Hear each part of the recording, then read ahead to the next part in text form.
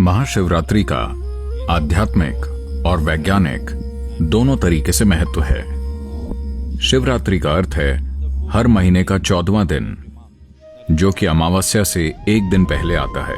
एक वर्ष में 12 से 13 शिवरात्रियां होती हैं।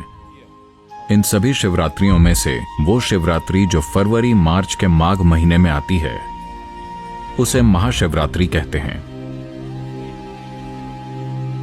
ग्रह के उत्तरी गोलार्ध में उस दिन इंसानी सिस्टम में ऊर्जा स्वाभाविक रूप से ऊपर की ओर बढ़ती है। हर एक जीव अपने भीतर ऊर्जा को ऊपर की ओर बढ़ते हुए महसूस करता है। इस ऊपर उठती हुई ऊर्जा का केवल वो ही प्राणी सही से उपयोग कर सकते हैं जिनकी रीढ़ की हड्डी सीधी है। मानव होने का हमारा सौभाग्य है कि केवल हम ही एक ऐसी प्रजाति हैं जिसकी रीढ़ विकसित होकर सीधी हो गई है।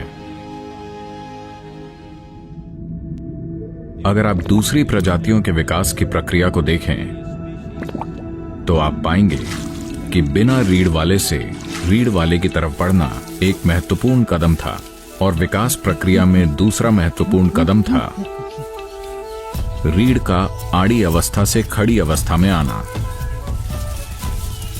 मस्तिष्क वास्तव में तभी विकसित हुआ जब रीढ़ सीधी हुई।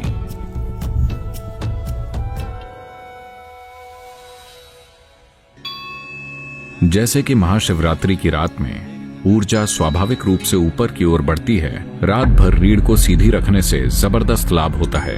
ये उनके लिए विशेष रूप से फायदेमंद है जो खासकर आध्यात्मिक मार्ग पर हैं, पर ये उन लोगों के लिए भी महत्वपूर्ण है जो पारिवारिक स्थितियों में हैं, और साथ ही दुनिया में उन लोगों के लिए भी जो महत्वाकांक्षी हैं। आध्यात्मिक मार्ग पर चलने वालों के लिए, योगियों के लिए ये वो दिन है जब शिव अपने भीतर की सभी हलचलों के परे चले गए और पूरी तरह से स्थिर हो गए।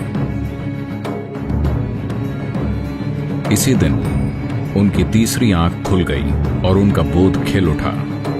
हम ये कह रहे हैं कि ये दो आंखें सिर्फ इंद्रियां हैं। ये आपको आपके आसपास के भौतिक पक्षों को ही दिखा सकती हैं, लेकिन अगर आप इन भौतिक पक्षों का आधार देखना चाहते हैं, अगर आप उन सूक्ष्म आयामों को देखना चाहते हैं जो प्रकृति की भौतिकता से परे है, अगर आप उसे जानना चाहते हैं, तो आपको बोध के एक अलग आयाम की जरूरत है। बोध का वो आयाम जो भौतिक से परे है, उसे तीसरी आंख कहते हैं। तो ये वो दिन है जो आपके तीसरी आंख खोलने या आपके भीतर बोध के गहरे आयाम को उजागर करने की यात्रा को सहज बनाता है।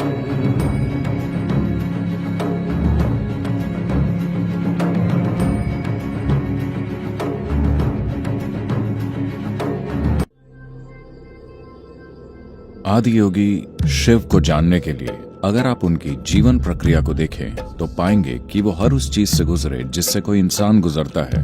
वो एक ही समय पर कई चीजों का मेल है। वो सबसे सुंदर हैं, वो सबसे बदसूरत भी हैं, वो एक महान सन्यासी हैं, वो एक गृहस्थ भी हैं,